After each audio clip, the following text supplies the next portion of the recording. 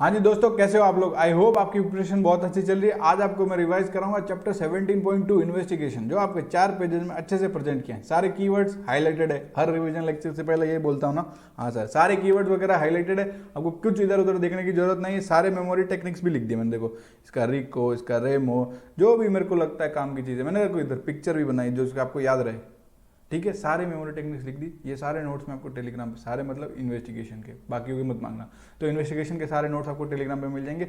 उसके बाद में आप उनको अच्छे से रेफर करना, सारे मेमोरी टेक्निक्स लिख लेना। अगर आपने किसी दूसरे के भी नोट्स यूज़ कर रहे हो, पर ये मेमोरी टेक्निक्स अपने कॉपी में लिख लेना। ठीक है, सारे की सारी लैंग्वेज आईसीआई के हिसाब से, मैंने कुछ भी वर्ड्स में कुछ भी चेंजेस नहीं किया। Very simple. अब आते काम की बात पे। काम की बात क्या सर, इन्वेस्टिगेशन का रिवीजन स्टार्ट करते हैं। ठीक है, अब सुनो, audit versus investigation. Sir investigation का मतलब तो बताओ। देखो बस ये सुन लो, इन्वेस्टिगेशन जो चालू होती है ना, उसका एम क्या होता है। वो एम होता है कोई फैक्ट को एस्टेब्लिश करना या फिर कोई पर्टिकुलर सिचुएशन को एसेस करना।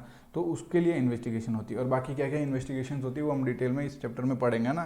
पहले हम आपको बता देते हैं कि ये क्वेश्चन पर पर्सपेक्टिव से अगर आया कि ऑडिट वर्सेस इन्वेस्टिगेशन में डिफरेंस है। सुनो, ऑडिट वर्सेस इन्वेस्टिगेशन में डिफरेंस बताओ। हमको नहीं पता सर, हम इसरो के पास गए, इसरो को अपॉइंट किया, जाओ और एविडेंस ढूंढ के लाओ। सर आप तो चांद तक एविडेंस ढूंढ के लाते हो, हमें ऑडिट वर्सेस इन्वेस्टिगेशन के डिफरेंस बता दो। ऑडिट वर्सेस इन्वेस्टिगेशन के डिफरेंस बताने के लिए अपन ने इसरो को अपॉइंट किया और वो एविडेंस ढूंढ के लाया। Eye for sir, eye for eye, देखो देखो इधर इधर मैंने ऑब्जेक्टिव को आई लिख दिया। अब सुनो आप, आई फॉर इनहेरेंट लिमिटेशन, ठीक है। S for scope, sir O for objective, और सर क्या है, R for reporting, ISRO, I for inherent limitation, S for scope, R for reporting, O for objective। Very simple. हमने appoint किया मतलब appointing agency, और दूसरा एविडेंस ढूंढ के लाओ, E फॉर एविडेंस। ठीक है, वेरी सिंपल। अब एक एक करके खत्म करते हैं। आई फॉर इसरो वाला इनहेरेंट लिमिटेशन। इन्वेस्टिगेशन में कोई इनहेरेंट लिमिटेशन होता है क्या? सुना क्या? नहीं होता sir inherent limitation, no inherent limitation. ठीक है, बात खत्म। ऑडिट में इनहेरेंट लिमिटेशन होता सर, हम लोग ने 4 पॉइंट याद भी किए थे इंटर में, अभी फाइनल में अभी तक पढ़े कि नहीं याद नहीं। सर इनहेरेंट लिमिटेशन याद है। एज फॉर स्कोप, स्कोप जो होता है वो अगर इन्वेस्टिगेशन हो रही है तो वो स्टैच्यूट से गवर्न भी हो सकता है, गवर्न बाय स्टैच्यूट, या फिर वो नॉन स्टैच्यूरी भी हो सकता है। ठीक है, लेकिन अगर ऑडिट हो रही है तो ऑडिट का स्कोप तो बहुत वाइड है। हाँ सर बहुत वाइड है। और हमारा स्कोप तो सर हमारे रिलेवेंट लॉ में डिटरमाइंड है, मतलब जो प्रोविजंस ऑफ रिलेवेंट लॉ है उसमें सारा डिटरमाइंड है हमारा scope. As per companies act हमारा भी बताया हुआ ना कि क्या स्कोप है। ठीक है सर, हमारा स्कोप तो डिफाइंड है ऑडिट वालों का। सर IS हो गया। आर पे जाओ ना sir, reporting reporting reporting reporting reporting किसको करेंगे? जिसके बिहाफ में इन्वेस्टिगेशन हो रही है, on whose behalf investigation is carried out. और जो ऑडिट की रिपोर्टिंग किसकी होगी? जो ऑनर्स होंगे उनको रिपोर्ट करेंगे ना sir. O for objective, objective मैंने पहले बताया ना सर, पहले ऑडिट का बताऊं। ऑडिट का ऑब्जेक्टिव क्या? जो फाइनेंशियल स्टेटमेंट बने वो डिस्प्ले कर रहे हैं true and fair view of the state of affairs, true and fair view of the state of affairs. अच्छे से याद है सर। और जो इन्वेस्टिगेशन का जो ऑब्जेक्टिव होता है उसका एम क्या होता है? एस्टेब्लिश करे ये फैक्ट या फिर कोई पर्टिकुलर सिचुएशन को एसेस करे। Very simple, ISRO। Appointing agency कौन है सर? कौन अपॉइंट करता है सर? इन्वेस्टिगेटर को कोई भी थर्ड पार्टी भी कर सकती, even third party can appoint investigator. इनको ऑनर या शेयर होल्डर यही सब तो करेंगे, ऑनर या शेयर होल्डर ऑडिटर को अपॉइंट करेंगे। Very simple. अब एविडेंस, कंक्लूसिव एविडेंस चाहिए इन्वेस्टिगेशन में, रीजनेबल एश्योरेंस, प्राइमा फेसी, ऐसा सब ये वर्ड याद, मतलब जो फैक्ट बोला ना वो फैक्ट को कंक्लूड करके दो, कंक्लूसिव एविडेंस। और ये audit is primarily concern with prima facie evidence. We know this is very simple and very basic. ठीक है, ISRO इसरो, आई से सर इनहेरेंट लिमिटेशन, एस से स्कोप, आर से रिपोर्टिंग, ओ से ऑब्जेक्टिव, और अपॉइंटिंग एजेंसी और एविडेंस। Very simple. 6 के 6 point आपके दिमाग में होने चाहिए। आए तो आंख बंद करके लिख देना, आंख खोल के लिखना।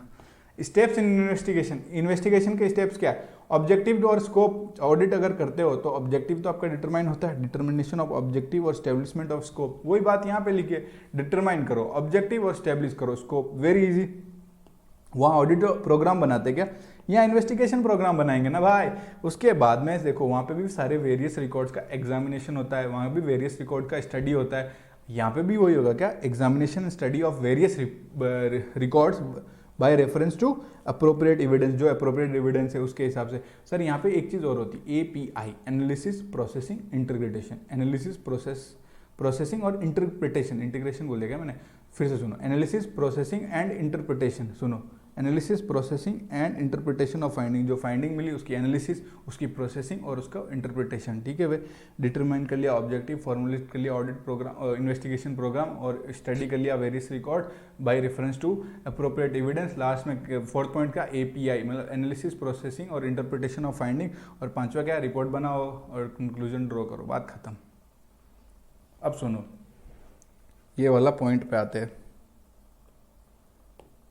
ऐसे कौन से इंपॉर्टेंट इश्यूज है जो इन्वेस्टिगेटर अपने दिमाग में रखे। Issues to be kept in mind by the investigator while preparing his report. जब रिपोर्ट बना रहा है ये सारे इशू अपने दिमाग में रखो भाई। ये किसको बोल रहे हैं, इन्वेस्टिगेटर को बोल रहे हैं। आ जाओ एक एक करके मैं आपको समझाता।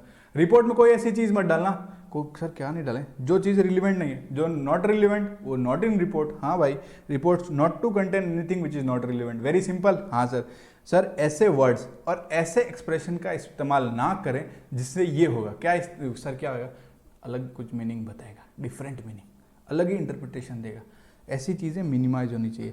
तो ऐसे वर्ड्स और एक्सप्रेशन जो भी यूज़ कर रहे हो आपको प्रॉपरली यूज़ करना चाहिए to minimize the possibility of different meaning and different interpretation. ये 2 पॉइंट हम साथ में याद करेंगे, ये 2 पॉइंट हम साथ में याद करेंगे, ये 3 पॉइंट हम साथ में याद करेंगे।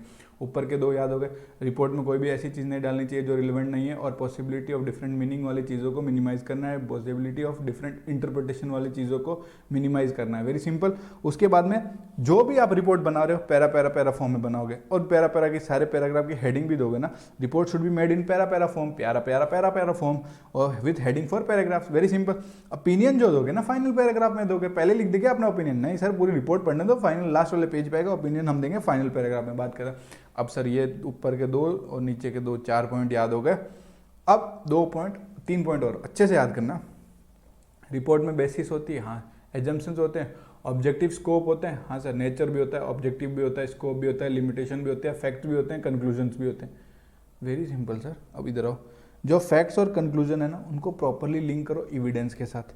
जो बेसिस और अजम्पशन है उसको एक्सप्लिसिटली स्टेट करो, मतलब जो बेसिस से आपने इन्वेस्टिगेशन की, जो एजम्पशन आपने इन्वेस्टिगेशन करते समय यूज़ किए उसको आप एक्सप्लिसिटली स्टेट करो, मतलब साफ साफ, ठीक है सर। और report should be clearly spell out, मतलब चिल्ला के बोले क्या ये मेरा नेचर, ये मेरा ऑब्जेक्टिव, क्या जो असाइनमेंट का क्या नेचर क्या ऑब्जेक्टिव है वो स्पेल आउट करे, और स्कोप एंड लिमिटेशंस भी बताए, वेरी सिंपल वेरी इजी दोस्तों। सर 2 ऊपर जो पढ़े, ऐसा कोई भी चीज़ जो रिलेवेंट नहीं है, जो डिफरेंट मीनिंग है उसको मिनिमाइज, जो डिफरेंट इंटरप्रिटेशन है उसको मिनिमाइज, ओपिनियन फाइनल पैरा में जाएगा, पैरा हो जाएगा, वो हेडिंग जाएगा। उसके बाद basis, assumption, fact and conclusion, nature and objective जाना चाहिए, स्कोप एंड लिमिटेशन, ठीक है, वेरी सिंपल। इसका मेमोरी टेक्निक मैंने जानबूझ के नहीं बनाया, ईजी है, याद हो जाएगा। स्पेशल इश्यूज बताओ इन्वेस्टिगेशन से। सर क्या इन्वेस्टिगेटर जो इन्वेस्टिगेशन कर रहा है उसको परसेंटेज मेथड यूज करना चाहिए, मतलब अंडरटेक का परसेंटेज वेरिफिकेशन, या फिर उसको सेलेक्टिव वेरिफिकेशन करना चाहिए। मेरी बात सुन, क्या परसेंटेज वेरिफिकेशन, क्या टेस्ट है, फालतू की बात नहीं। स्टैटिस्टिकली रिकॉग्नाइज सैंपल्स जो हमने दे रखे हैं, safer to go by statistically recognise sampling method, जो सैम्पलिंग मेथड रिकॉग्नाइज है, जो स्टैटिस्टिक्स पे बेस्ड है वो हमने दिए, तो आप उसको फॉलो करो ना। सो कॉल्ड टेक्स्ट चेक के पीछे क्यों पड़ो, और जब अगर कैश डिफल्केशन हुआ तो सारे एग्जामिन करो कैश वाउचर्स, वेरी सिंपल। अब दूसरा क्वेश्चन वेरी इंपॉर्टेंट, ये बी वाला point please special issue in investigation आपको याद रखना है सर, हाँ याद रखना है। क्या इन्वेस्टिगेटर रिलाई कर सकता है कोई भी ऑलरेडी ऑडिटेड स्टेटमेंट, कोई ऑलरेडी ऑडिट किया हुआ स्टेटमेंट या अकाउंट, कोई ऑलरेडी ऑडिट किया हुआ स्टेटमेंट या कोई खाता मैंने अकाउंट, क्या उस पर इन्वेस्टिगेटर अपना रिलाई कर सकता है, रिलायंस पुट कर सकता है, रिलाई कर सकते हैं क्या? अब उस पर रिलायंस करने से पहले ये चेक करो कि क्या वो ऑडिटेड है। अगर ऑडिटेड ही नहीं है, if not audited bye A qualified accountant, तो उसका नेचुरल ड्यूटी चेक और वेरीफाई करने का।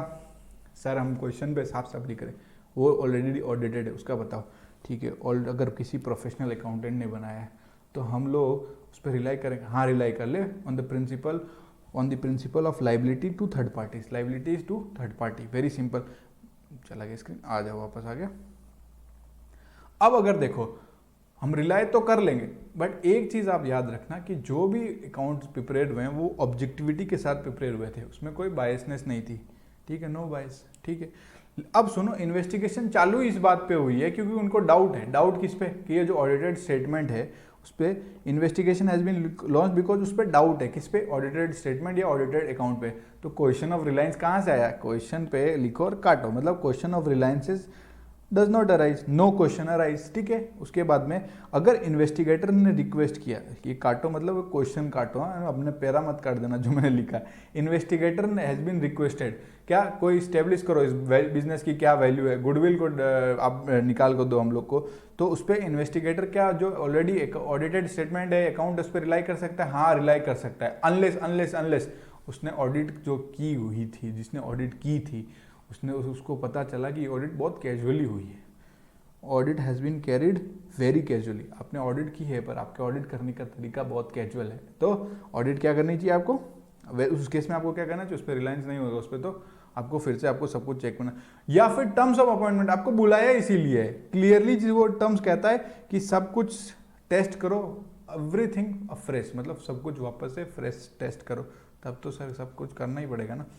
ये बी वाला इशू अच्छे से याद रखना। क्या इन्वेस्टिगेटर को नेसेसरली एक रिक्वायर अगर असिस्टेंट चाहिए, मतलब किसका असिस्टेंट चाहिए, एक्सपर्ट का ले सकते क्या, लो ना भाई, पहले पूछ लो ना किससे, क्लाइंट से, सर बात तो मैंने लिखवा के रिटर्न जनरल कंसेंट ले लो और पहले ये सेटल कर लो। सेटल क्या, खर्चा किस चीज़ का, cost for obtaining the views of the expert, तो settle the question of the cost for obtaining the views, और या कोई अदर रिलेटेड इंप्लीकेशन है उसको आप पहले से ही सेटल कर लो, वेरी सिंपल। अब इधर आओ, इन्वेस्टिगेशन अगर कोई डिस्प्यूट से है और कोई कन्फ्लिक्टिंग क्लेम्स है, और ये इन्वेस्टिगेटर क्या करेगा, अरे भाई डिस्प्यूट है माना, क्लेम्स है माना, पर इन सब से ऊपर रहो। इन्वेस्टिगेटर शुड रिमेन अबोव मतलब किसके अबोव, डिस्प्यूट से, कन्फ्लिक्टिंग क्लेम से अलर्ट रहो। किस चीज़ से अलर्ट रहेगा कि कोई भी पॉसिबिलिटी, मतलब पॉसिबिलिटी ऑफ इंफॉर्मेशन, जो उसको इन्फॉर्मेशन मिले, जो डॉक्यूमेंट्स उसको मिला वो made him available to him to be prejudiced, वो प्रेजुडिस्ड नहीं होना चाहिए, और सबका इंटरेस्ट, सारे पार्टीज का इंटरेस्ट उसको ध्यान में रखना चाहिए with degree of maturity and experience, high degree of maturity और एक्सपीरियंस के साथ उसको एक्सरसाइज करना है, ठीक है। अब बेसिस ऑफ ओपिनियन, जो ओपिनियन देगा स्पेक्युलेटिव ओपिनियन दे क्या, नहीं, ऐसे ओपिनियन से बचना चाहिए, उसको स्पेक्युलेटिव ओपिनियन नहीं देने चाहिए, जो एस्टेब्लिश फैक्ट्स है तब वहाँ तक ही अपना ओपिनियन कन्फाइन करे। क्या इन्वेस्टिगेटर फ्यूचर स्टेटमेंट पे अपना ओपिनियन दे सकता है, मतलब फ्यूचर स्टेटमेंट दे सकता है, in whether an investigator can make futuristic statement should refuse to be futuristic, उसको फ्यूचरिस्टिक स्टेटमेंट से रिफ्यूज होना चाहिए। क्या रिटेन कर सकता है क्या वर्किंग पेपर, हाँ रिटेन तो कर सकता है, टेक का रिप्रेजेंटेशन लेटर ले ले भाई और अब रिटेन कर ले, लेकिन ये सर ये क्यों करना होता है सर रिटेन, देखो अगर कोई एविडेंस देना है कोर्ट ऑफ लॉ में, उसको किसी ने चैलेंज कर दिया तो आप क्या करोगे, वर्किंग पेपर्स का रिटेन करके रखना और उसको आप यूज़ कर सकते हो, ये आपको अच्छे से पता है, ठीक है सर। अब ऐसे ऐसे फैक्टर्स बताओ which should be considered while studying the economic, sir ऐसे फैक्टर्स बताओ which should be considered while studying the economic और फाइनेंशियल, जो धंधा है उसका इकोनॉमिक और फाइनेंशियल पोजीशन अपने को देखना है, वो कंसिडर करते समय कौन से फैक्टर कंसिडर करें वाइल स्टडिंग, जब आप स्टडी कर रहे हो economic and financial position of business, तो कौन से फैक्टर कंसिडर करोगे, फिर से सुनो, कौन से ऐसे फैक्टर्स स्टडी कंसिडर करोगे जब आप स्टडी कर रहे हो इकोनॉमिक और financial position of the business. Sir इसके लिए मैंने फॉर्मूला बनाया, sales and profit divide by capital equals to 100%, ये मेमोरी टेक्निक है सर, आपको लिखनी पड़ेगी, sales and profit divide by capital into equals to 100%। Sir ये वो फैक्टर्स है जो इन्वेस्टिगेटर कंसीडर करेगा while studying the economic and the financial position of the company, and the memory technique is like formula sales and profit divide by capital equal to 100%। Sir 100% क्यों लिखा, 100% capacity के अंदर काम कर रहा है क्या धंधा अपना, whether the business is operating eight 100% capacity, अरे सर इतना सिंपल था। हाँ, उसके बाद कैपिटल, मतलब जो फिक्स्ड कैपिटल होता, एक वर्किंग कैपिटल होता, क्या वो एडिक्वेट है, क्या ये सफिशिएंट है हमारे बिजनेस के ग्रोथ के लिए, एडिक्वेसी चेक करेंगे फिक्स्ड कैपिटल और वर्किंग कैपिटल का, वेरी सिंपल वेरी इजी दोस्तों। उसके बाद आप देखो अपना कैपिटल भी हो गया, 100% भी हो गया, सेल्स एंड प्रॉफिट को साथ में यूज करेंगे और फिर प्रॉफिट को अलग यूज करेंगे, सेल्स और प्रॉफिट का ट्रेंड देखेंगे, और फिर ये ट्रेंड से हम क्या देखेंगे, स्टेब्लिश करेंगे ट्रेंड, खुद से अब स्टेब्लिश करेंगे क्या कैसे इसका सेल्स का, मतलब जो सेल्स का ट्रेंड है और प्रॉफिट का ट्रेंड है प्रोडक्ट वाइज इसको देखेंगे, एरिया वाइज देखेंगे, और ये कंक्लूजन ड्रॉ करेंगे कि क्या ये फ्यूचर में मेंटेन रहेगा, will the trend will be maintained in future, very simple. उसके बाद में जो प्रॉफिट हुआ है, whether the profit which the business could be accepted to be maintain in the future which would yield मतलब which will yield, एक second इसको मैं रब करके आपको बताता हूँ, अपना प्रॉफिट वाला लास्ट है। अब सुनो, जो प्रॉफिट है वो क्या एक्सपेक्टेड है कि आपको यही फ्यूचर में मेंटेन रहेगा, जिससे आपने जो रिटर्न ऑन कैपिटल एम्प्लॉयड सोची थी वही आपको वापस मिलेगी, मतलब वही मिलते रहेगी। अब सुनो, सेल्स एंड प्रॉफिट का ट्रेंड प्रॉफिट का भी आप ये देखोगे कि ये आपको सेम प्रॉफिट आपको एक्सपेक्टेड है ना फ्यूचर में, जो आपको जो रिटर्न ऑन कैपिटल चाहिए वो आपको सेम रिटर्न ऑन कैपिटल देगी, एडिक्वेट रिटर्न ऑन कैपिटल देगी, 100% मतलब 100% कैपेसिटी के साथ काम करो, और कैपिटल जो नीचे था वो मतलब adequacy of fixed capital and working capital. Very easy, very simple. अब सर ऐसे फैक्टर्स बताओ while maintaining the future maintainable turnover, sir while assessing the future maintainable turnover, आपको एसेस करना है फ्यूचर मेंटेनेबल टर्नओवर, तो ऐसे कौन से फैक्टर्स। तो मैं जब ये अपना एग्जाम दिया था तब ये मेमोरी टेक्निक बनाया था कि आईसीआई का फ्यूचर मेंटेनेबल टर्नओवर कैसे मेंटेन रहता होगा, मेंटेन कैसा होगा, सीपीटी में मार्केटेबिलिटी होती होगी तो आईसीआई का टर्नओवर बढ़ता होगा, सीपीटी में बच्चा है, फिर इंटर में बच्चा है, फिर फाइनल, सीपीटी में का अगर मार्केटेबिलिटी है तो ये फ्यूचर मेंटेनेबल टर्नओवर है, ठीक है। अब मेरी बात सुनो, C for competition, P for political and economic consideration, T for trend और एम फॉर मार्केटेबिलिटी। तो मैंने आपको ऐसे ही याद कराया। मार्केटेबिलिटी का मतलब है क्या हम अपने एग्जिस्टिंग मार्केट को, एग्जिस्टिंग सेल्स को एक्सटेंड कर सकते हैं नए मार्केट में, is it possible to extend the sales to new market, और क्या वो फुल्ली एक्सप्लॉइटेड है, ठीक है। अब हो गया आपका मार्केटेबिलिटी। ट्रेंड आपको पता है whether in the past sales increasing consistently और फ्लक्चुएटिंग, जो पास्ट सेल्स है वो कंसिस्टेंटली इंक्रीज कर रहा है या फ्लक्चुएटिंगली इंक्रीज, कंसिस्टेंट मतलब ऐसा सीधा, फ्लक्चुएटिंग मतलब ऐसा ऊपर नीचे। आपको इतना ही क्या इजी सर, ट्रेंड, ये आपको ट्रेंड पता चल जाएगा। सेल्स के बारे में इन्होंने फोकस किया। सी फॉर कंपटीशन, CPT, सर सी से कंपटीशन, क्या जो डिमांड है फॉर कंपिटिटर प्रोडक्ट्स का, जो कंपिटिटर प्रोडक्ट बनाता है ना, मतलब जो कोई दूसरा उसका प्रोडक्ट बना रहा है, HP का लेनोवो, तो क्या लेनोवो के डिमांड बढ़ रही है, demand for competitor product is increasing, और is the company's share in total trade constant या फ्लक्चुएटिंग, वही बात। पॉलिटिकल और इकोनॉमिक कंसिडरेशन, पॉलिटिकल और इकोनॉमिक कंसिडरेशन में क्या, जो गवर्नमेंट की पॉलिसीज है वो उससे हमारा मार्केट एक्सटेंड होएगा, किसमें, टू अदर कंट्रीज, ठीक है। CPT मार्केटेबिलिटी, ये हमारे को एसेस करने में फ्यूचर मेंटेनेबल टर्नओवर आएगा, याद रखना 4 नंबर देके जाएगा आपका। चार्ट 1 या पेज 1 जो भी बोलो आपका खत्म। उसके बाद आ जाओ 17.2 पे। सर इन्वेस्टिगेशन तो होनी है, इन्वेस्टिगेशन कौन करा रहा है, जो इनकमिंग पार्टनर है ऑन बिहाफ ऑफ उसके ऊपर इन्वेस्टिगेशन कराओ। सर अब आप इन्वेस्टिगेशन, अभी आपको बोला आप हमारी फर्म आके ज्वाइन करो, वो पार्टनर ज्वाइन करने से पहले इन्वेस्टिगेशन कराना चाहता है, क्या क्या करेंगे सर, ये 1 2 3 4 5 6 7 8 पॉइंट है, कैसे याद रहेंगे, इधर आओ। ये पिक्चर आपके दिमाग में होनी चाहिए, स्क्रीन फुल रखना और समझना। सुनो, एक फैक्ट्री है जो 1948 में बनी, 1948 1947 कुछ भी लिखा है, सिंस लिखा है ना, तो मतलब इसका हिस्ट्री देखो यार फैक्ट्री का। अब ये फैक्ट्री जो काम करती है उसे धुआं निकलता है, तो आपके पास कोई लीगल ऑब्लिगेशन, कोई लीगल लाइबिलिटी, कोई कॉन्ट्रेक्चुअल लाइबिलिटी तो आएगी ना। लीगल का तो पता है, पर लाइबिलिटी जब लीगल आई तो कॉन्ट्रेक्चुअल भी आ सकती है, कॉन्ट्रेक्चुअल या लीगल लाइबिलिटी कुछ भी है। अब इस फैक्ट्री में एसेट और लाइबिलिटी है, तो हम एसेट और लाइबिलिटीज को भी देखेंगे। इस फैक्ट्री में 3 पार्टनर काम करते हैं। फिर से कहानी सुनो, 1948 में इसे एक फैक्ट्री चालू हुई, फैक्ट्री धुएं भी निकालती, मतलब फैक्ट्री के पास कुछ एसेट भी है, कुछ लाइबिलिटी है। फैक्ट्री के अंदर 3 पार्टनर है, ABCXYZ, जो बोलना है बोलो, और उन्होंने एक डीड बना रखी है। तो उन डीड को हम लोग स्टडी करेंगे। अगर मैं इन्वेस्टिगेशन कर रहा हूँ on behalf of incoming partner, और उन पार्टनर्स ने, जो पुराने पार्टनर्स हैं, उन्होंने डीड बना रखी है, तो भाई उस डीड को क्या करूंगा, study the provision of the deed. Very simple. अब ये कह रहे हैं इसको, देखो ये 3 लोग इनको कह रहे हैं, इस मैडम को कह रहे हैं आओ ना हमारे फर्म में ज्वाइन करो।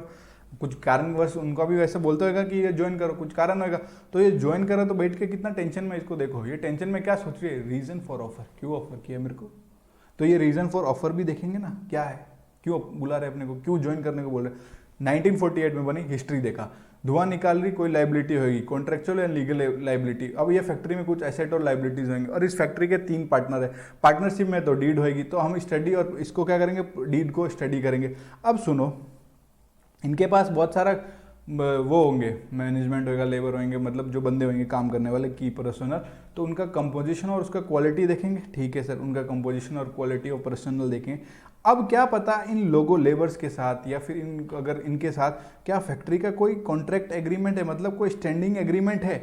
अब सुनो मेरी बात, फिर से देखते हैं, हिस्ट्री देखेंगे, धुआं निकाल रहा है, लीगल लाइबिलिटी देखेंगे, फैक्ट्री बड़ी है, एसेट लाइबिलिटी देखेंगे, डीड है तो प्रोविजन को स्टडी करेंगे, कोई स्टैंडिंग एग्रीमेंट बना है वो देखेंगे, और अगर बहुत सारे आदमी काम कर रहे हैं उनका कंपोजिशन, उनका क्वालिटी देखेंगे। इसको कह रहे हैं आके ज्वाइन करो, हम रीजन देखेंगे ना क्यों ज्वाइन करें। हमें कुछ नहीं समझा रहा सर, ऐसे मत बोलो, आओ आ जाओ, सब समझाएगा मैं। असरटेन करो history of the inception and growth of the firm. History को असरटेन करो, और अगर उस हिस्ट्री के बाद आज 2024 में आ गए तो उसका ग्रोथ भी देखेंगे ना, at history of the inception and the growth. ठीक है, मैंने आपको बोला था provision of deed of partnership आपको स्टडी करना पड़ेगा, चाहे वो कंपोजिशन ऑफ पार्टनर्स हो, उनका कैपिटल कंट्रीब्यूशन हो या ड्रॉइंग राइट्स हो, वो भी देखेंगे। अब तीसरा पे मैंने आपको बोला था एसेट लाइबिलिटी पोजीशन को आपको एग्जामिन करना पड़ेगा। क्यों एग्जामिन करना पड़ेगा? ये डिटरमाइन कि टेंजिबल एसेट्स का बैकिंग कितना है जो पार्टनर ने इन्वेस्टमेंट किया है। ठीक है, और अगर फर्म जो रेंडर, कोई फर्म है जो सर्विस रेंडर कर रही है, तो ये टेंजिबल एसेट की बैकिंग का तो सवाल ही नहीं होता। सर्विस इंडस्ट्री में ये टेंजिबल एसेट्स की बात ही क्यों कर रहे हो? तो सुनो, पहले हिस्ट्री को देखा, प्रोविजन ऑफ डीड देखा, एसेट लाइबिलिटी है मैंने आपको बोला था, तो एसेट लाइबिलिटी का एग्जामिनेशन करो ये चेक करने के लिए to determine the tangible asset backing for the partner investment, जो पार्टनर ने इन्वेस्टमेंट किया, या फिर appraisal of the value of the intangible like goodwill, know how और पेटेंट्स। ठीक है, पेटेंट अगर फर्म रेंडर कर रही है सर्विस तो टेंजिबल एसेट की बात ही मत करो। अब सुनो, रीजन क्या है ऑफर ऑफ एडमिशन? ये रीजन क्या है offer for admission to new partner? क्या कोई सीनियर पार्टनर उसमें से, अगर ये सीनियर पार्टनर इधर आओ, ये बूढ़ा है सपोज, ये येलो वाला ना जाने वाला, तो क्या ये सीनियर पार्टनर रिटायर होने वाला? रीजन है, अपन ने रीजन देखा, इधर आओ, reason for offer of admission to new partner, और क्या कोई पुराना पार्टनर जा रहा है? ठीक है, कोई कॉन्ट्रेक्चुअल या लीगल ऑब्लिगेशन है उसको अपन असरटेन करेंगे, उसका नेचर स्टडी करेंगे। ठीक है, क्या फर्म का कोई स्टैंडिंग एग्रीमेंट है? अगर स्टैंडिंग एग्रीमेंट है तो उसका फुल इम्पैक्ट कंसीडर करेंगे। क्या कंपोजिशन और क्वालिटी क्या करेंगे? स्टडी करेंगे, जो कि पर्सनल एम्प्लॉयड किए गए हैं फर्म द्वारा, और उनका लाइकलीहुड ऑफ लिविंग, क्या वो छोड़ के चले जाएंगे organisation in the near future. ठीक है, जो मैंने आपको पिक्चर बताई उस पिक्चर से आपको सारे पॉइंट्स याद रहेंगे।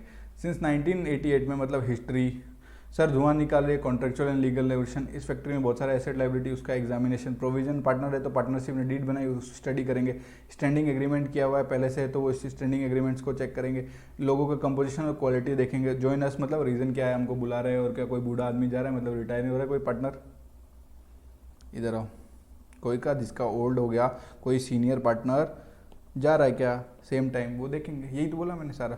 ये investigation in the valuation of shares of private company, ये आप लोग खुद स्टडी करना, very easy very simple topic, मैं नहीं पढ़ा रहा, काम की बातें पे आते हैं। अब इन्वेस्टिगेशन करेंगे हम लोग बैंक के बिहाफ में, कोई फाइनेंशियल इंस्टीट्यूशन के बिहाफ में, एनर्जी लॉ, सर इन्वेस्टिगेशन करेंगे on the behalf of bank, bank ने बोला इन्वेस्टिगेशन करो, फाइनेंशियल इंस्टीट्यूशन ने बोला कि इन्वेस्टिगेशन करो। कब बोलेंगे?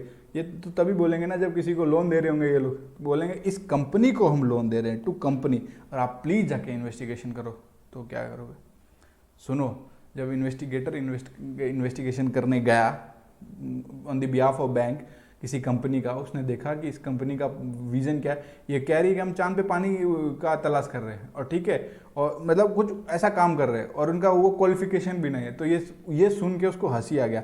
देखो, बैंक के बिहाफ में इन्वेस्टिगेशन करने, तो मतलब उनका हिस्ट्री देख के और उनका पर्पस सुन के स्माइल करने लगा। मेमोरी टेक्निक इस हिस्ट्री एंड पर्पस देख के स्माइल करने लगा इन्वेस्टिगेटर, जब वो बैंक के बिहाफ में इन्वेस्टिगेशन करने गया, किसका? किसी कंपनी का, जो क्योंकि वो बैंक और वो फाइनेंशियल इंस्टीट्यूशन उसको लोन देने वाला है। ठीक है दोस्तों, अब सुनो, अब पर्पस देखेंगे, किस पर्पस के लिए लोन चाहिए। ठीक है, purpose for which the loan is required, बात खत्म।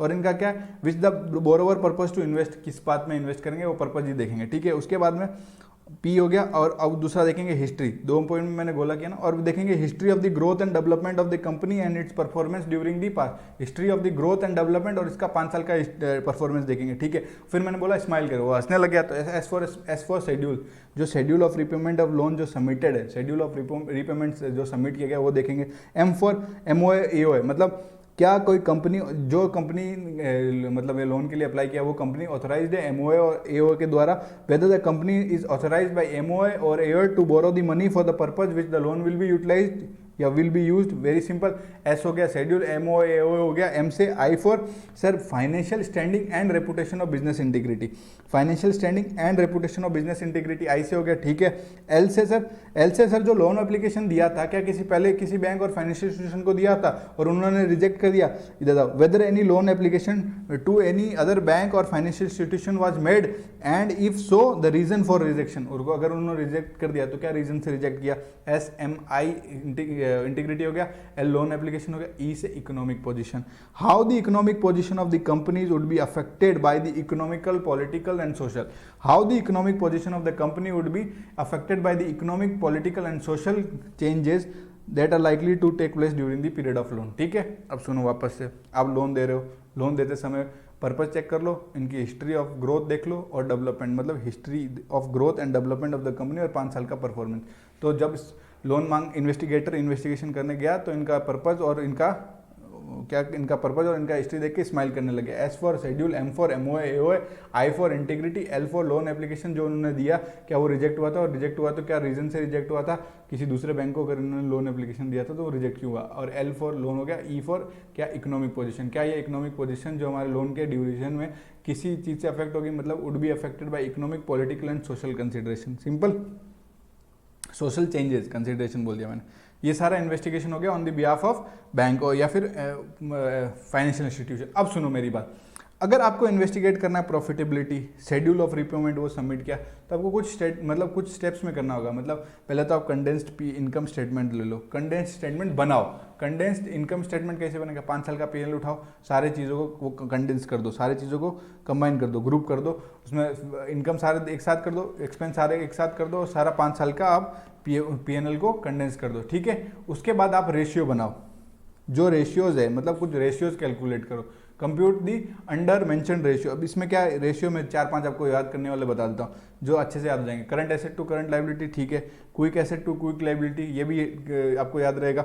उसके बाद में सेल टू डेटर्स, मतलब सेल्स टू बुक डेप्ट, sir return on capital employ याद रहेगा। बाकी देखना, sales to inventory, sales to fix asset, sale to book डेप्ट, sale to inventory, sale to fix asset. ठीक है, उसके बाद में सेल टू एवरेज इन्वेंट्री भी आपको याद रहेगा, क्विक एसेट और करंट एसेट ये भी याद रहेगा। Current asset divide by current liability, quick asset divide quick liability, ऐसे करके 4-5 याद रख लेना। उसके बाद में तीसरा पॉइंट है जो आपने सेपरेट स्टेटमेंट बनाओ, इंटर इन ए सेपरेट, क्या सेपरेट पार्ट ऑफ स्टेटमेंट, किस चीज़ का, ब्रेकअप दे दो एनुअल सेल का प्रोडक्ट वाइज और उसका ट्रेंड बता दो। बात करता हूँ, breakup of annual sales product wise to show their trend.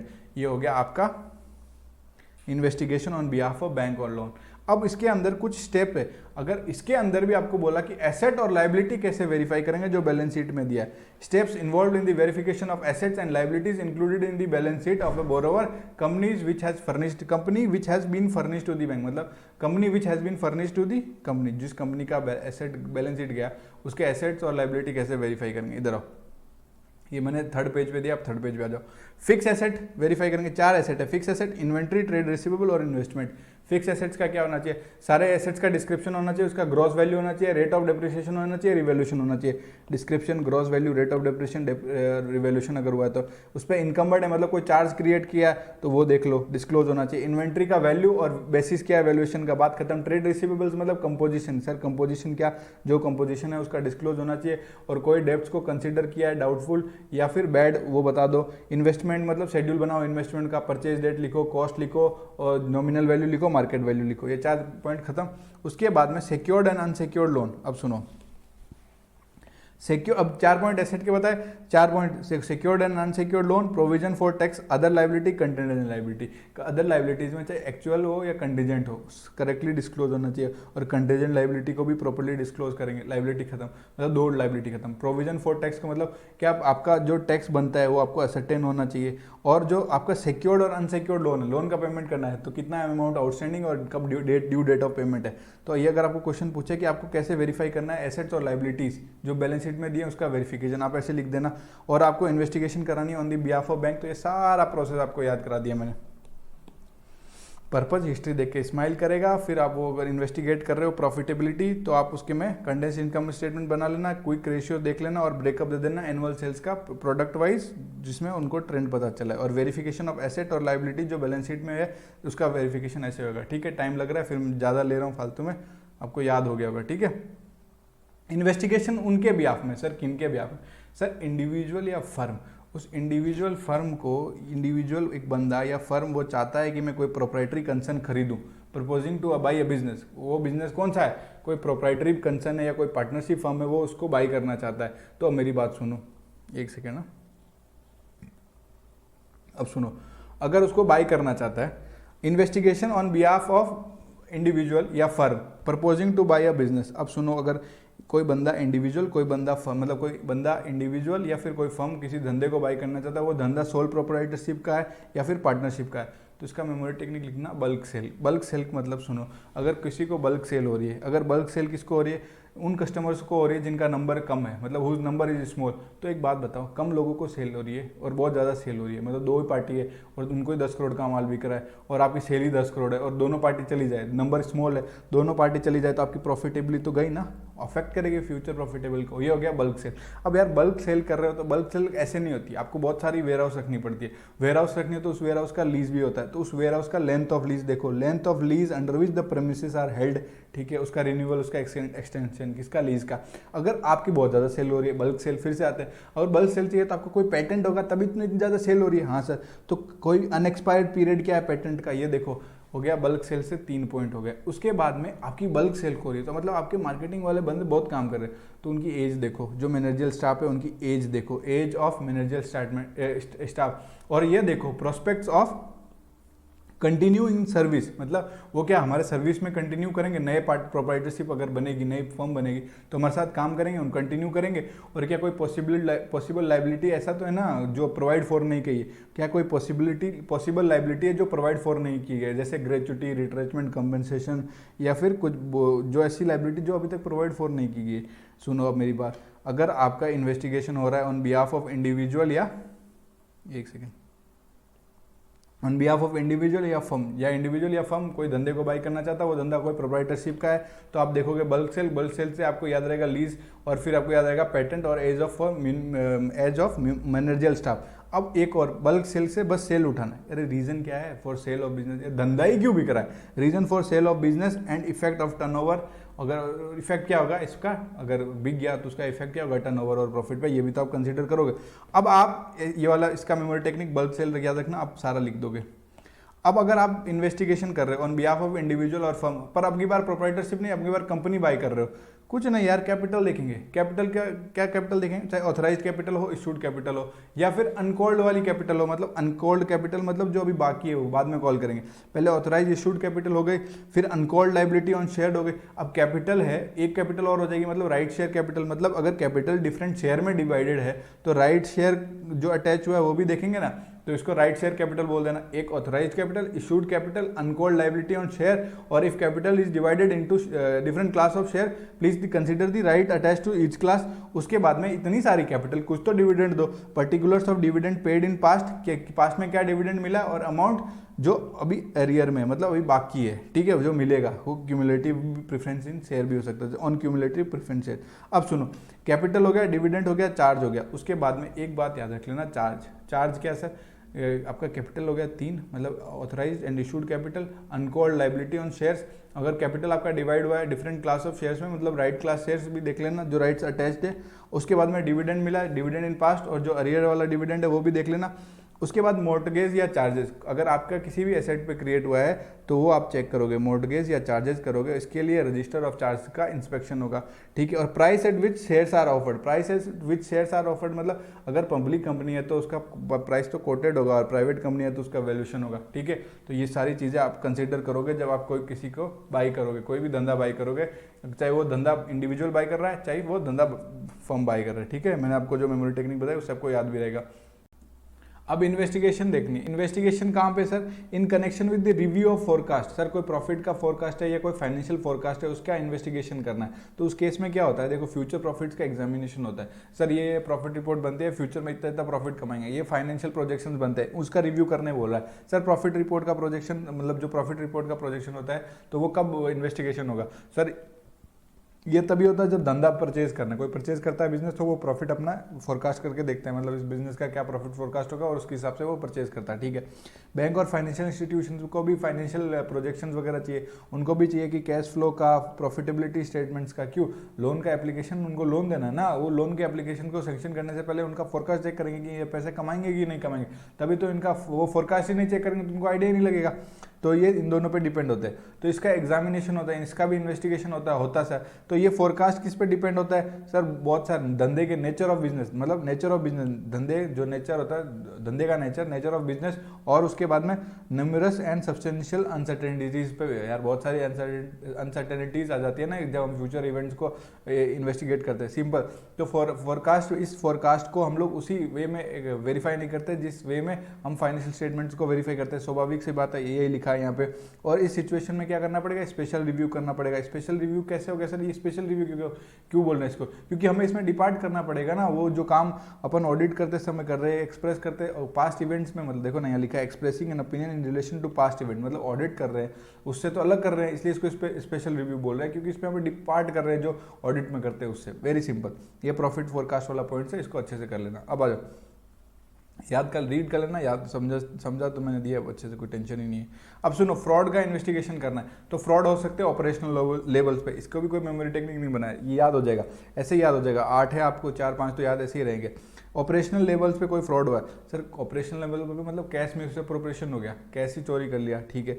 Cash is मिसअप्रोप्रिएट कब हुआ, बुक्स में एंट्री होने के बाद कैश मिसअप्रोप्रिएशन ही होता है, ठीक है। ये वाला वो teeming and lading, last page पे टीमिंग एंड लीडिंग एक्सप्लेन किया, वहाँ पे एक्सप्लेन करूंगा।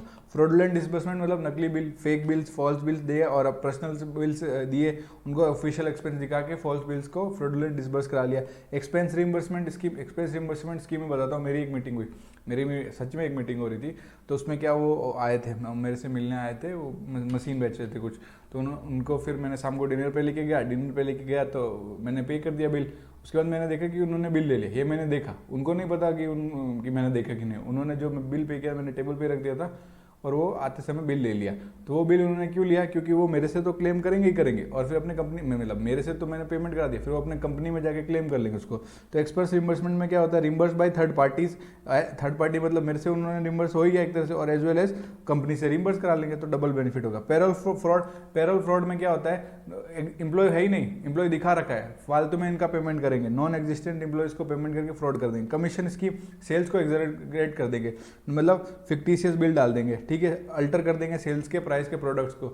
ये पर्टिकुलरली होता है पीरियड एंड के, क्या सेल्स बढ़ा दो, बाद में रिटर्न होगी तो अपने को क्या, अपने इस साल सेल का जो कमीशन बनता है वो ले लेंगे, ठीक है। तो कमीशन स्कीम, और फिर वो छोड़ देते हैं नौकरी, तो ये कमीशन स्कीम में ऐसे फ्रॉड कर लेते हैं। ये ऑपरेशनल लेवल्स पे फ्रॉड है। देखो क्या, कैश ही चोरी कर लिया, cash misappropriation, teeming and leading में आपको बाद में एक्सप्लेन करूंगा। फ्रॉडुलेंट डिसबर्समेंट मतलब फॉल्स बिल बना दिया। एक्सपेंस रिइंबर्समेंट मतलब थर्ड पार्टी और डिस्ट्रीब्यूटर से, मतलब कंपनी से, थर्ड पार्टी हो या फिर कंपनी से, दोनों से वो एक्सपेंस क्लेम कर लिया। पेरोल फ्रॉड मतलब जो एम्प्लॉय एग्जिस्ट नहीं करता। कमीशन स्कीम मतलब सेल्स बढ़ा के दिखा के, झूठी सेल्स, फिक्टिशियस सेल्स, या फिर अल्टर कर दिया सेल्स प्राइस और उसने क्या कर दिया, चोरी कर ली। Very simple. उसके बाद में चेक्स का, ड्राफ्ट्स का, ऑनलाइन पेमेंट्स का, रिसिप्ट्स का आपने टेम्परिंग किया यार। वो ऑफ बुक फ्रॉड्स का भी एग्जांपल देता हूँ। ऑफ बुक फ्रॉड्स क्या होते हैं, बुक में एंट्री नहीं होते। देखो ये कब होते हैं, fraud perpetrators misappropriate the cash before these are recorded, books में रिकॉर्ड ही नहीं होते, उससे पहले ये फ्रॉड हो चुका होता है। और before the sale is recorded, अगर सेल रिकॉर्ड होगा उससे भी पहले हो जाए फ्रॉड। ये वाला क्या है, देखो मैं बताता हूँ, इसका भी एग्जाम्पल देता हूँ। मैं करने गया सेल, ठीक है, मैं रेजिन की सेल कर रहा था, तो उस पार्टी को मैंने डिस्काउंट दिया, ठीक है, डिस्काउंट दिया 60%, ठीक है। मैंने 60% जब डिस्काउंट दिया, वो मेरे को कहता सर आप एक काम करो, हमें आप अपनी कंपनी से कम डिस्काउंट दिला दो, ठीक है। Although I was the owner of that company, ठीक है, but I went as a staff, तो सेल्स का स्टाफ बन के गया था मैं, ठीक है। तो सेल्स स्टाफ में मैं बन के गया, तो मैंने उनको बोला कि ये आपका 60% डिस्काउंट है। तो उसने बोला सर आप डिस्काउंट कम करवा दो अपनी कंपनी से, इसको है ना आप करा दो 55% और 2% हम लोग आपको दे देंगे, तो 2% वो मेरे को देगा। तो ये ऑफ बुक फ्रॉड हो गया। बुक में कभी आएगा ही नहीं वैसा फ्रॉड, समझ रहे हो। तो ये ऑफ बुक फ्रॉड हो गया। मिसअप्रोप्रिएट कैश हो गया, सेल्स हुई नहीं अभी बिफोर द सेल्स, और अगर बुक्स में कोई एंट्री नहीं उससे पहले ही मैंने फ्रॉड कर लिया, ऑफ बुक फ्रॉड हो गया। टेम्परिंग ऑफ चेक्स हो गया सर, कमीशन स्कीम हो गई, पेरोल फ्रॉड हो गया, एक्सपेंस रिइंबर्समेंट स्कीम हो गया, फ्रॉडुलेंट डिसबर्समेंट हो गया, cash misappropriation, teeming and leading. आपको 4-5 याद रखने, अच्छे से याद रहेंगे, कोई ऐसा है नहीं।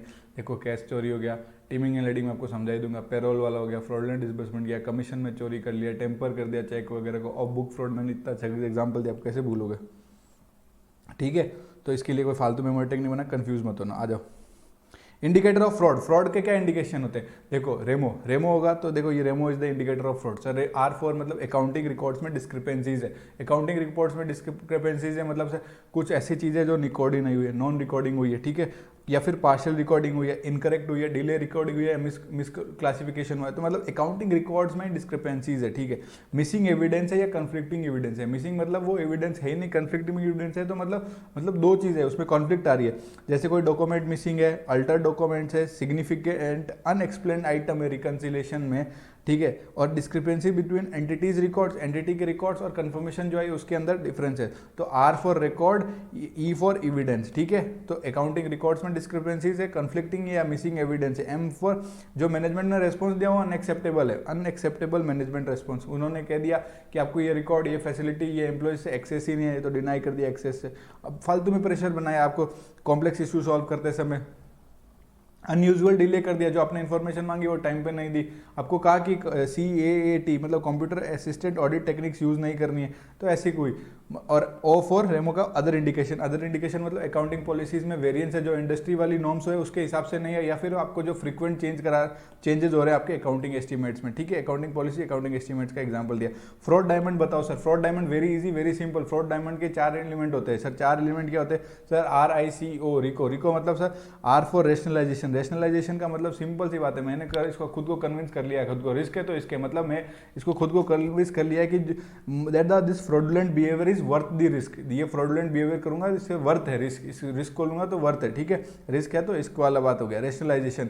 आई से इंसेंटिव। इंसेंटिव मतलब आई वांट टू, मेरी नीड है, मेरी जरूरत है, I need to commit fraud, I want to have a need to commit fraud, simple.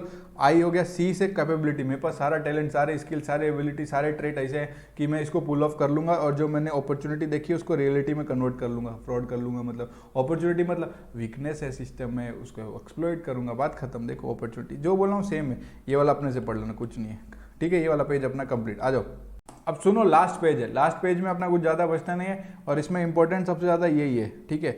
मैं हर बात बोल देता हूँ, रीड करके छोड़ देना, बट ठीक है अभी मैं आपको बस समझा देता हूँ, और मैं बता रहा हूँ इस लास्ट वाले पेज को जितना पढ़ोगे उतना ज़्यादा समझ में आएगा। मेरे समझाने से ज़्यादा भी रीड करके समझ में आएगा। रीज़न भी बहुत कॉमन पॉइंट्स दिए, ठीक है। तो उनको क्या पता है, एक्सप्लेनेशन में कभी कभी क्या होता है ना, सिंपल चीज़ को एक्सप्लेन करने की जगह ऐसा टफ सा बन जाता है। ज़्यादा मैं इसको एक्सप्लेन भी नहीं करूँगा, इसीलिए तो आप इसको फटाक से रीड करना, खत्म हो जाएगा। क्या क्या तरीके से याद होगा मैं बता देता हूँ। इसमें इन्वेंट्री फ्रॉड ईजी है, मतलब इंपॉर्टेंट है। ईजी तो सारा ही है, इन्वेंट्री फ्रॉड इंपॉर्टेंट है और ईजी भी है, तो इसको आप अच्छे से मैं आपको बता देता हूँ। इन्वेंट्री फ्रॉड में क्या, एम्प्लॉय सिंपली रिमूव कर देता है गुड्स और जेब में डाल के चला जाता है, सिंपली रिमूव द गुड्स, तो ये इन्वेंट्री फ्रॉड हो गया। कंसील्ड कर लिया गुड्स को और डैमेज गुड्स दिखा दिया, तो ये चोरी हो गया। उसके बाद में इन्वेंट्री रिकॉर्ड्स को उसने मैनिपुलेट कर दिया। मैनिपुलेट क्यों किया सर? अगर फिजिकल वेरिफिकेशन हुआ किसी दिन और रिकॉर्ड्स बुक्स में जाता तो डिफरेंस होगा, तो वो चोरी करके वो क्या करेगा, मैनिपुलेट कर देगा और बुक क्वांटिटीज को टैली करा देगा एक्चुअल क्वांटिटीज से। Inflating the quantities issued, 2 quantity issue हुए हैं और दिखा 4 रहे हो, ऐसे मत करो। Inflating the quantities issued for production, ये भी फ्रॉड हो गया। और जो स्टॉक एक्चुअली डिस्पैच हुआ कभी सेल्स में या कभी डेटर अकाउंट्स में गए नहीं, ये तरीका है, ये मतलब ये आपका इन्वेंट्री फ्रॉड हो गया। अब उसके बाद में क्या प्रोसीजर है जिससे आप वेरीफाई करोगे डिफॉल्केशन हुआ है या फिर क्या इन्वेस्टिगेशन प्रोसीजर्स रहेगा? सुनो, जब भी आपके गुड्स चोरी होते हैं, जब भी आपके ये थेफ्ट ऑफ इन्वेंट्री होता है, तो इसमें possible collision among number of person होता है। हाँ सर, तो इसमें क्या करो, इंटायर सिस्टम ऑफ डिस्पैच वाला भी मिला हुआ हो सकता है, स्टोरेज वाला भी मिला सकता है, रिसिप्ट वाला भी मिला हो सकता है।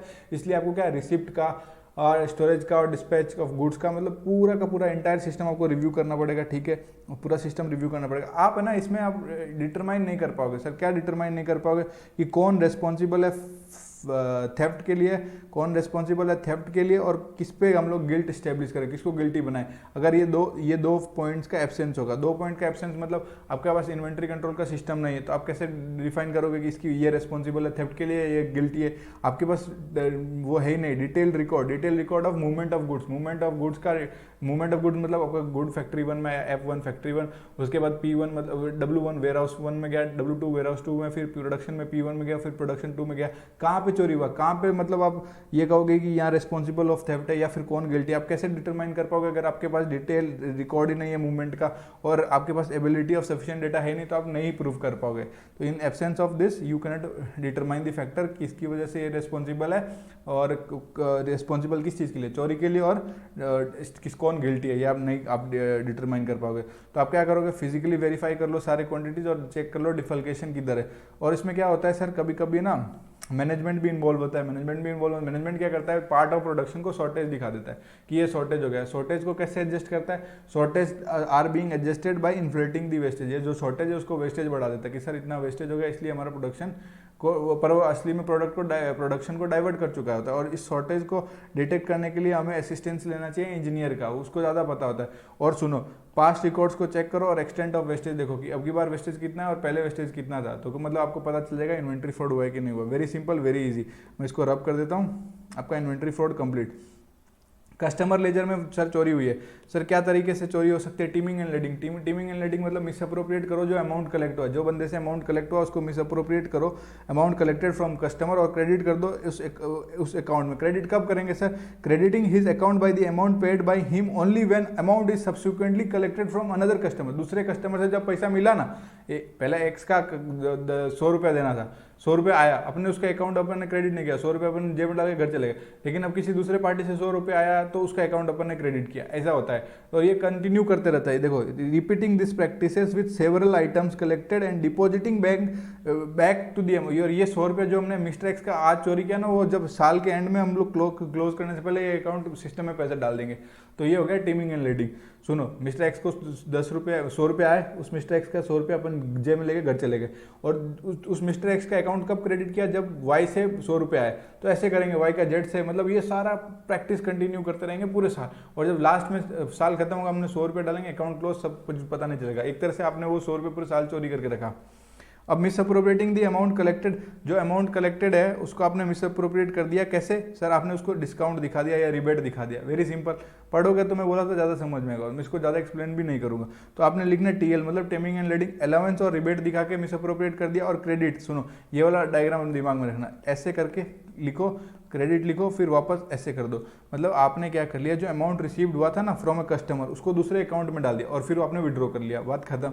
अब इसको कैसे वेरीफाई करोगे? क्या इन्वेस्टिगेशन प्रोसीजर्स होगा? लिखो डेबिट 505 अलाउंस। डेबिट मतलब जो अकाउंट टू कस्टमर्स का डेबिट हुआ ये कंफर्म करो, और आप चेक करो ऑर्डर बुक को, क्रॉस चेक करो। क्रॉस चेक किससे करो? सेल डे बुक से। Order book should be cross check with sale day book, बात खत्म। 505 मतलब एक्सटर्नल कंफर्मेशन ले लो और आप सारा बैलेंस है कि नहीं मैच कर लो। अलाउंस मतलब स्पेशल अटेंशन दो अलाउंस वाले केस में, आपको कस्टमर लेजर का आपको पता चल जाएगा investigation procedure. Sir supplier laser में कैसे याद रखना? एक्स मतलब आपने फिक्टिशियस अमाउंट या डुप्लीकेट अमाउंट डाल दिया। देखो, फिक्टिशियस या डुप्लीकेट इनवाइस डाल दिया, परचेज जो सप्लायर का अकाउंट है उसमें फिक्टिशियस बिल डाल दिया या फिर कोई डुप्लीकेट इनवाइस डाल दिया, और सप्लायर का जब पेमेंट हुआ वो अमाउंट आपने मिस अप्रोप्रिएट कर लिया।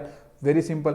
अब सुनो, जो इनवाइस गई है, जो सप्लायर के अपने इनवाइस गई है, तो आपने है ना उस इनवाइस का प्राइस बढ़ा के लिया है, accepting purchase invoice at higher price than market price. और जो एक्सेस अमाउंट है वो आप सप्लायर आपको पे कर देता है केस में, क्योंकि आपके सप्लायर के साथ सेटिंग है। तो एक्स का याद रखना, फिक्टिशियस और डुप्लीकेट इनवाइस डाल दिया सप्लायर के अकाउंट में और पैसा चोरी कर लिया। 2x मतलब मार्केट प्राइस से ज़्यादा, उस पर आपने कर लिया और फिर आपने पैसे चोरी कर लिए। ठीक है। क्रेडिट नोट, जब क्रेडिट नोट आपको सप्लायर ने इशू किया तो आपको पेमेंट देना पड़ता, तो आपने वो, अगर ऐसा भी हो सकता है क्रेडिट नोट दे दिया, फिर वो अमाउंट अभी तक सप्लायर ने वो किया ही नहीं, मतलब क्लेम नहीं किया, तो हम लोग उसका पेमेंट नहीं करेंगे और वो पर उसका पेमेंट दिखा देंगे और विड्रॉ कर लेंगे, चोरी कर लेगा कोई दूसरा स्टाफ जिसके हाथ में अथॉरिटी है। अनक्लेम्ड अमाउंट, अभी पूरा का पूरा अमाउंट ही अनक्लेम्ड है किसी सप्लायर के, सप्लायर ने पैसा ही नहीं मांगा। मेरा एक सप्लायर था जो मेरे को ये देता था, रॉ मटेरियल देता था, ब्रास देता था, उसने मेरे को, मैंने उसके साथ काम बंद कर दिया। मैंने बोला तेरा जो बैलेंस है मुझे बता दे।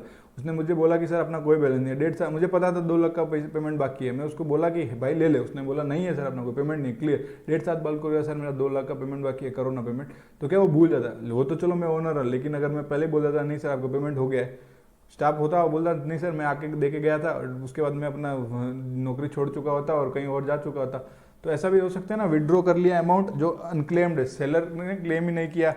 फिर क्रेडिट नोट का मैंने आपको बता ही दिया, तो इसमें ऐसे रखना पीजे स्टेटमेंट आईसी। पीजे मतलब परचेज जनरल को वेरीफाई करेंगे, गुड्स इनवर्ड और सप्लायर इनवॉइस है, गुड इनवर्ड बुक जो और सप्लायर इनवॉइस है उसको वाउच करेंगे जो परचेज जनरल। स्टेटमेंट मतलब इसमें सप्लायर का स्टेटमेंट नहीं मानेंगे, और इंटरनल कंट्रोल होना चाहिए जिस आपको परचेज ऑर्डर जो इशू हुए हैं वो पता चले और आइडेंटिफाई कर सके पॉसिबिलिटीज ऑफ कॉल्यूजन, ठीक है, सप्लायर्स के साथ। Very simple.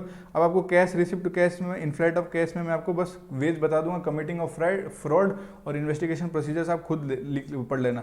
सुनो, आपको कैश रिसिप्ट में फ्रॉड करना है, लार्जर कैश डिस्काउंट दिखाओ ना, जो एक्चुअल डिस्काउंट है उससे लार्जर लिख दो, larger than actual, larger discount than actual discount. फिर आपने कैश सेल हुई, आपको उसने क्रेडिट सेल दिखा दी, बात खत्म। गुड डेप्ट को बैड डेप्ट या इरिकवरेबल बता दिया, रिकवरी नहीं होगा ऐसा बता दिया। फुल अमाउंट रिसिप्ट हुआ, काउंटर फॉइल में आपने क्या डाला, पार्ट अमाउंट ही डाला, तो ये भी आपने फ्रॉड कर लिया।